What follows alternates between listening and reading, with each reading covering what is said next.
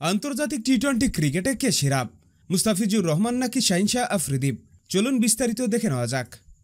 টি-20তে মোট ম্যাচ মুস্তাফিজুর রহমান 118টি। তিনি বল করেছেন 2544টি, রান দিয়েছেন 3098, উইকেট শিকার করেছেন 150টি।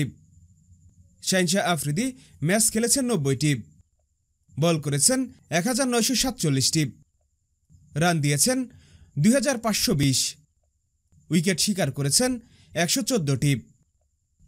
মুস্তাফিজুর রহমানের বোলিং গড় 20.65, তার ইকোনমি রেট 7.31, তার স্ট্রাইক রেট 16.96। শাহিন শাহ আফ্রিদির গড় 22.11, তার ইকোনমি রেট 7.77, স্ট্রাইক রেট 17.08। মুস্তাফিজের সেরা বোলিং ফিগার 10 রানের বিনিময়ে 6 উইকেট।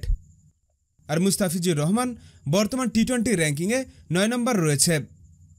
অপরদিকে শাহিন শাহ আফ্রিদির সেরা বোলিং ফিগার 22 রানে 4 উইকেট এবং তিনি বোলারদের র্যাঙ্কিংয়ে রয়েছে 25 নম্বরে। হ্যাঁ বন্ধুরা, আপনাদের বলছি, আপনাদের কি মনে হয় টি-20 ক্রিকেটে কে সেরা, মুস্তাফিজুর রহমান নাকি শাহিন শাহ আফ্রিদি? এখনই কমেন্টস করে জানিয়ে দিন।